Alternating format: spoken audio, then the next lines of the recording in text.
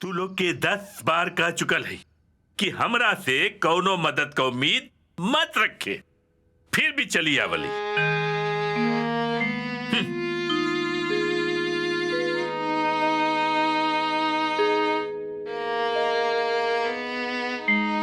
हे छठी मैया, तोरा रहते हमरा खातिर सब दरवाजा कैसे बंद हो सकेला? कौनो रास्ता दिखाई।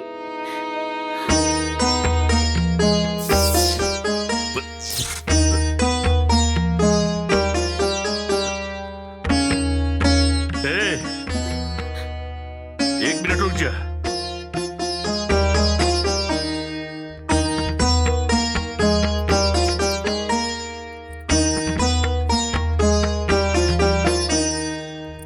चाबी गांव के बहरे ना हमारे एगो घर खाली पड़ल है, वह जाकर रहा लोग।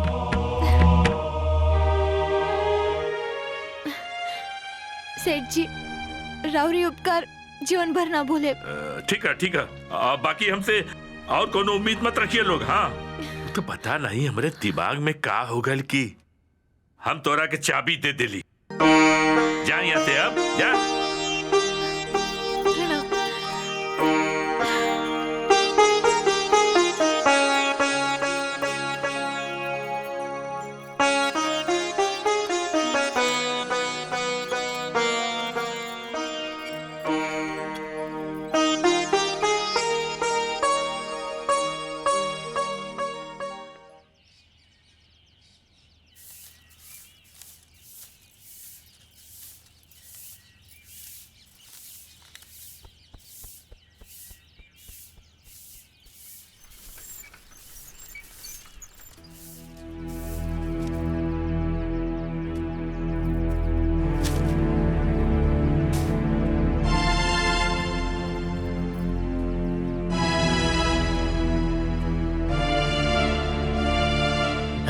ये तुहार बहू भेजली है। अब कहले बाड़ी कि लक्ष्मी के हमरे घर में कोनो सामान ना होके के चाहिए। दिवाकर, तू कौने जन्म के बदला लेला हमरे बिटिया से? हमरे बिटिया की जिंदगी बर्बाद कर देला। भगवान करे कि तू बर्बाद हो जा। देवाकर जी के कहे दोष देता रो माई, जो अपन ही नसीब खराब बा।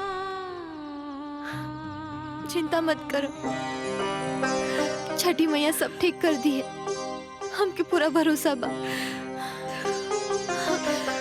मैं हम कोनो छोट मोट नौकरी ढूंढ ले ताकि बाबूजी की दवाई के खर्चा और घर की खर्चा हम निकाल सके। तो चिंता मत करो।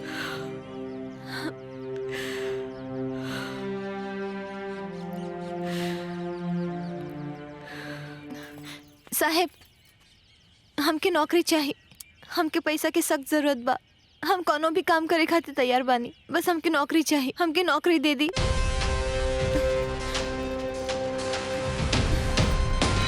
ई का करता नहीं साहेब?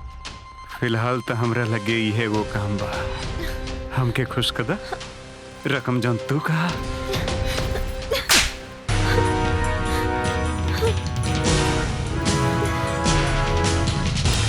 कितना टाइम लगी यार? अरे ये सब काम में थोड़ा बहुत टाइम लगभग करेला। सेठ जी हमके नौकरी चाहिए, पैसा की सख्त जरूरत बा। हम झाड़ू पोछा बर्तन सब कुछ कर ले। तू तो अच्छा करे के लगत हो, पढ़ल लिखल हो। हाई स्कूल पास बानी सेठ जी। अरे वह लड़की है भैया जन कुंवारे पेट से रहे। चला चला बाद में यहाँ बन काम हम नहीं खे। मगर सेठ जी हमके कह दे एक बार जा, बन काम ना बा। गाड़ी में कुछ तो प्रॉब्लम बा, रह रह के बंद हो जाले। अच्छा, और हवा पानी सब ठीक बा ना? हाँ एकदम हवा पानी सब ठीक बा। चलो ठीक बा, शाम तक बनवा दिया। हाँ बतावा। पैसा की सख्त जरूरत बा, हमके नौकरी चाहिए। हम कुछ भी काम कर ले। ये काम कर ले बू? जी। अच्छा, 1 महीना का काम बा बिल्डिंग में। हाँ। तो 1 महीना कल ही है, तो हर जौन भी पगार हुई हम दे दे। ठीक बा, जा कर जा।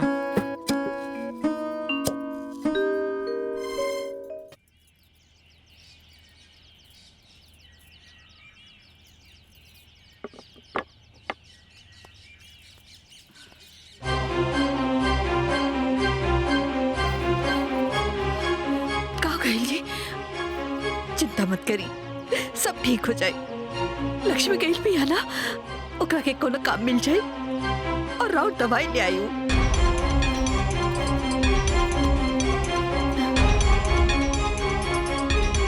बाबूजी,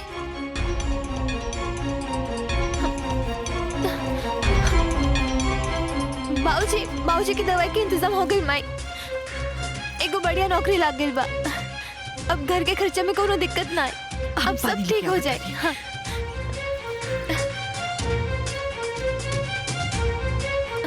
माई जल्दी।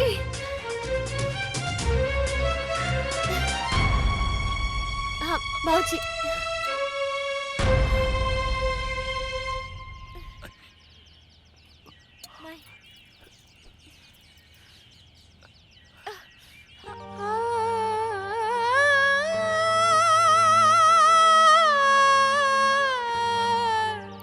कुछ ना बाबूजी, छोट मोट चोट लग गई बस।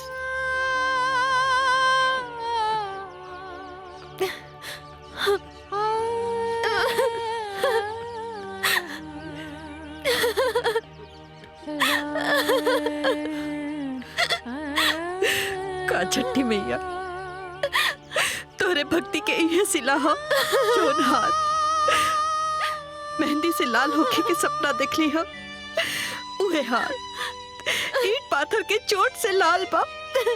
का ये दिन देखे खातिर तो हर जिंदगी भर भक्ति कैलस।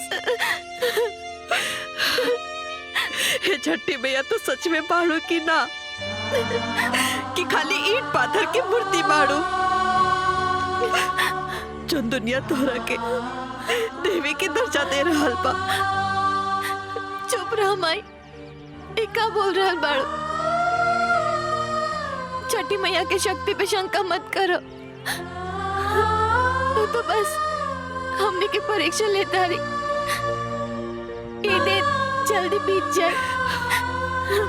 हे छठी मैया, हमरा के माफ कर दा। हमर बिटिया के दुख हमरा से देखल नहीं गई। हमरा के माफ कर दा माई, माफ कर दा।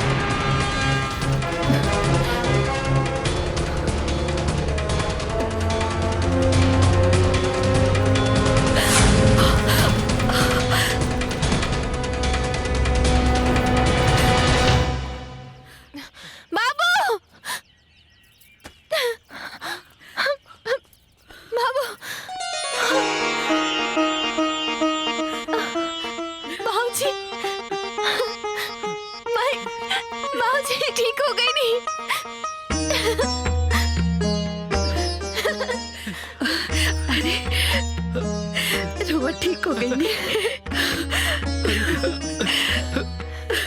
हम ठीक हो गए बनी, हम ठीक हो गई नी, हम ठीक हो गई नी।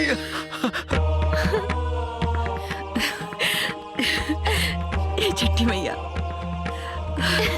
छठी मैया की जय, छठी मैया की जय हो। छठी मैया। रक्षाबंधन पर बाजारों में में खासी रौनक देखने को मिल रही है। राखी और उपहारों की लगातार खरीद हो रही है। 2 से लेकर 2500। इस दिन का बेसब्री से इंतजार रहता है भाई और बहन को। बाबू हम अभी आवतनी।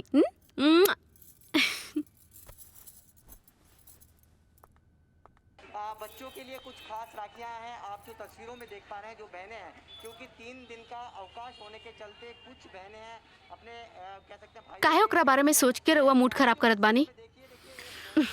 हमके अपन चचेरा भाई के राखी बांधे जाए के बा। रउआ हमारे साथे चली।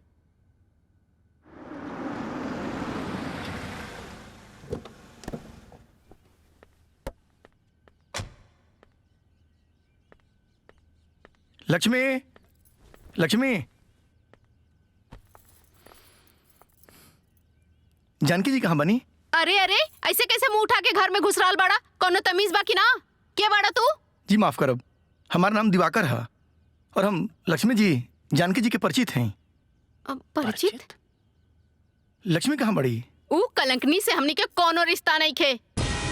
हाँ, जाके देखा के हुआ और के साथे मुंह काला करवावत होई। अरे हम लक्ष्मी जी की बात कर रहल बानी, और वही लक्ष्मी जी जौन भक्ति गीत गावेली। ये नया वाला घर उनकरे है ना? जी उनकरे घर बार वो सही घर में आइल बनी। दुर्भाग्य से उल्टा हमरे बहिना, लेकिन ओकरा के हमनी के घर से बाहर ही निकाल देले बनी जा। ये का कह रहल बनी रुआ? तू अपन देवी जैसन बहन के घर से निकाल देला? देवी? अरु कोनो देवी में भी ना है जे बिन बिहाई माई बन सकेले। ओकरा के देवी ना उल्टा कहल जाला, उल्टा। पता न कोनो के पाप अपन कोख से जन्म देले बाड़ी। अरे वो हमार बच्चा है, हमार लक्ष्मी जोन बच्चा के अपना कोख से जन्म देले बाड़ी ना, वो हमार खून है, हमार पत्नी के। अरे तू लोग का कैला लोग? एक निर्दोष पर इतना बड़ा लांछन! हे भगवान! एक मिनट, मतलब तू का कहल चाहता रहा? हम लक्ष्मी के कोख किराए पे ले रही। किराए पे? और जो बच्चा के जन्म देले बड़ी ना, वो बच्चा उनकर ना, हमार बच्चा है, हमार खून।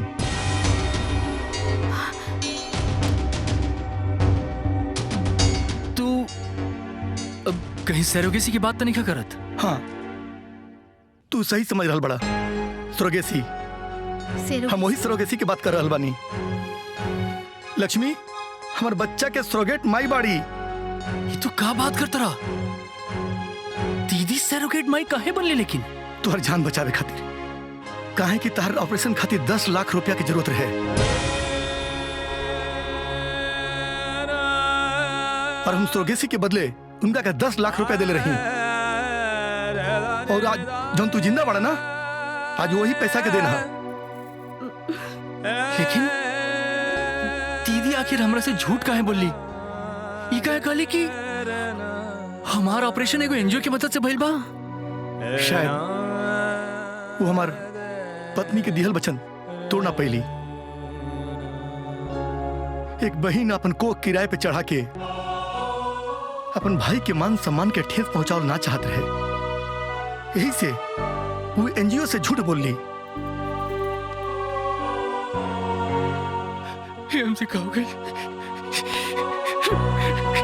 हमसे कहोगे, कहोगे, कहोगे हमसे। हमार बहन हमरा खातिर इतना बड़ कुर्बानी दे दिलस, अगरा के घर से बाहर निकाल देनी। भगवान हमरा के कभी माफ मत करिए, हमरा के नरक में भी जगह मत दिया भगवान।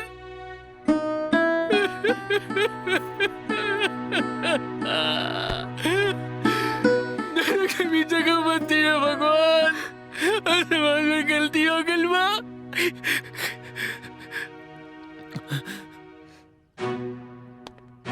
तो पहले ये बताओ कि अगर 1.5 साल तक अपना बच्चा के लिए खाती काहे नहीं ले तो? अरे हम कैसे आई थी? हमारा एक्सीडेंट हो गई रहे, हम और हमार पत्नी कोमा में रह जा, और आज भी हमार पत्नी कोमा में भी आ।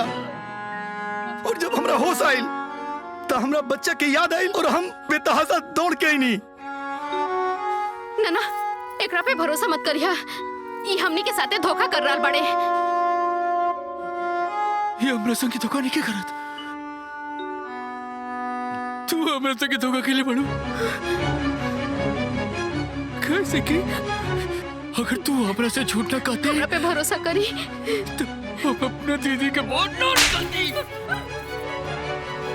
लेकिन हमरा मालूम बा हमारी दीदी भी कहाँ हुई। हम अपने दीदी के पास जाइब ओकरा के ढूंढब, ओकरा कोर्ट में पड़ब। हमरा के जरूर माफ कर दी, हमरा के जरूर माफ कर दी दीदी। मुकेश हे भगवान, ये हमरा से इतना बड़ा अनर्थ कैसे हो गया। माफ कर दी हमके। अरे महाराज का चिंता कर रहा बाड़ा? अरे लक्ष्मी से बढ़िया गायक दई तो के। हाँ का ठीक है हम बाद में बात करब, बतिया ले बात में। अरे बेटा तू लक्ष्मी के बारे में का सुना था नहीं बाबूजी? एकदम सही सुन ले बाड़ा। लक्ष्मी ना गलत रास्ता चुन ले बिया। लक्ष्मी और कोनो गलत रास्ता ना बाबूजी, ये बात हम कोनो कीमत पे ना मान सके नहीं। ना मान सकेला तो जाके अपनी आँखी से देख ला ना। हमनी के जोन पुरनका घर हो वही में अपने दुधुआ बच्चा और अपने माँ बाप के साथ रह दिया। जाके कुछ देख ला।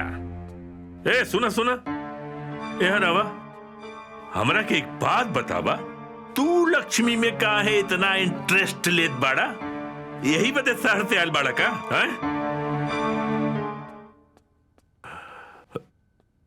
अरे बाप रे बाप, हमरा के तो दाल में कुछ काला नजर आवता।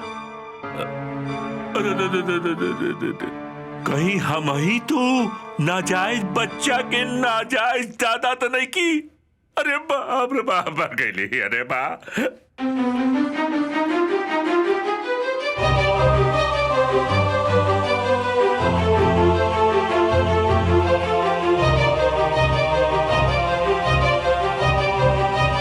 साल में आवे एक बार लेके भाई बहन के प्यार, अमर प्रेम के अमर दिन हो, जाने सब संसार। जहाँ रहे आ जइहा, राखी के दिन ना भूलइहा हो ये भैया, राखी के दिन ना भूलइहा हो।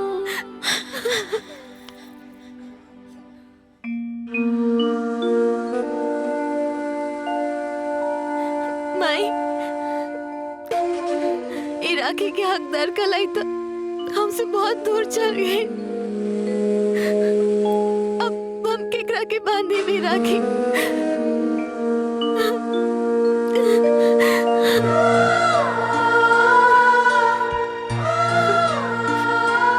हाय के कलाई तो राखी भी सुना बा दीदी, बहुत दे राखी।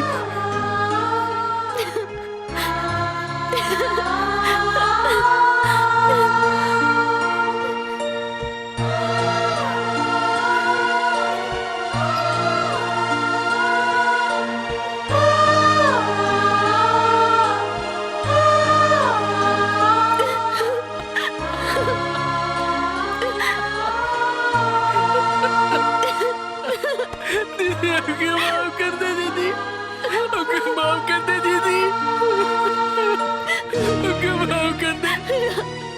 हमसे माफ हो गई। तू हमारी जान बचावे खातिर हमारी जिंदगी दांव पे लगा देली।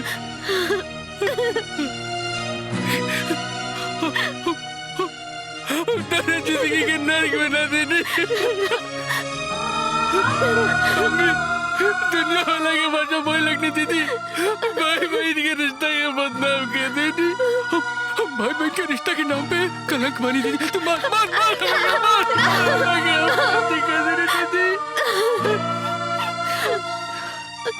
हम भाई बहन के रिश्ता कती कलंक मानी। अल्लाह की बात बड़ी गलती हो गई। मत बोलो। हमरा नींद भाई ना क्यों दुश्मन के भी न दे। ऐसे मत बोलो।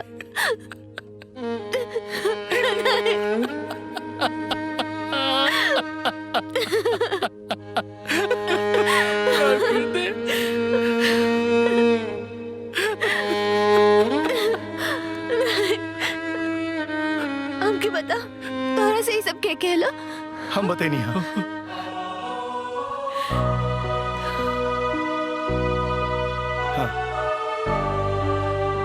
दिवाकर जी आप? हाँ लक्ष्मी, ये बहुत लंबी कहानी बा।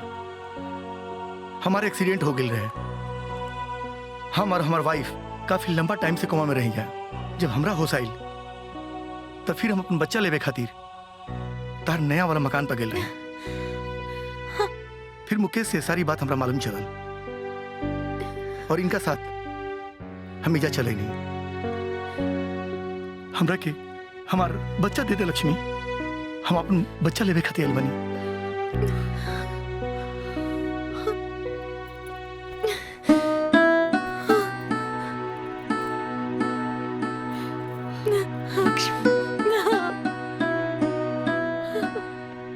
लक्ष्मी बेटा केहू और के अमानत से मोह कैसन दे दो। दे दो।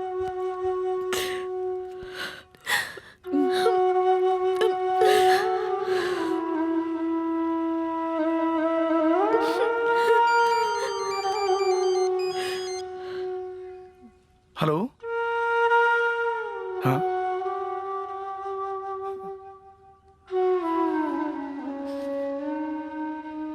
हॉस्पिटल से फोन आइल बा। उषा के होश आ गइल बा। डॉक्टर बतैला खा कि वो बहुत कम समय के मेहमान बड़ी। वो अपन बच्चा के एक बार अपन सीने से लगाओ चाहता रही। बच्चा दे दा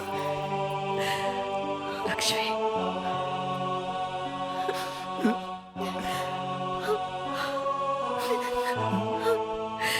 हम एक बार उषा के देखे के चाहता नहीं। आओ लक्ष्मी।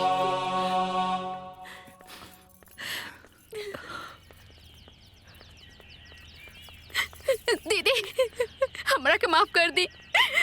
हमरा से बहुत बड़ा गलती हो गई। जौना दीदी के हमके रात दिन आरती उतारे के चाही, हम ओकरा साथे इतना बड़ा पाप कर देले। हमर सुहाग बचावे खातिर रउआ इतना बड़ा त्याग कईनी और हम हाथ जोड़ा तनी दीदी। माफ कर दी, माफ कर दी, माफ कर दी। माई माई हमरा के माफ कर दी। माई हमसे बहुत बड़ा गलती हो गई। माई माफ कर दी, हमके माफ कर दी। बाबूजी बाबूजी माफ कर दी, माफ कर दी बाबूजी, माफ कर दी बाबूजी। जल्दी चलिए, लेट होता। हाँ, चलिए चलिए चलो।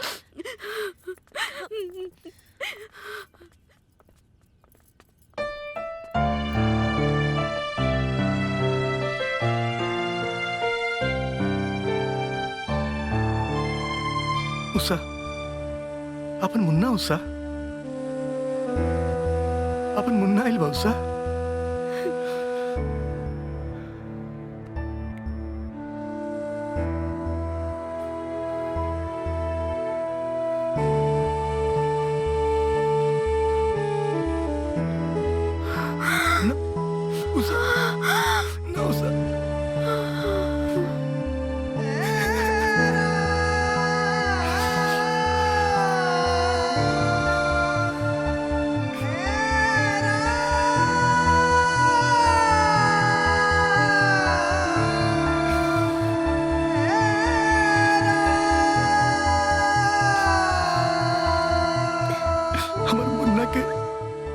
नसीब में ओकर माँ के नाम उषा ना लक्ष्मी बा। अब से एकर माई तू ही बड़ो और एकर लालन पालन के जिम्मेदारी अब तहरे बा। जिंदगी बहुत लंबा बा, हमार बात माना। तू केहू के हाथ पकड़ ला लक्ष्मी। लक्ष्मी, हमके आज भी तुम्हार इंतजार बा। अगर तू हमरा के अपना लायक बुझत तो हम पापा से रिश्ता के बात करी। हाँ हाँ कर दो लक्ष्मी बिटिया। शायद छठी मैया की यह इच्छा होके।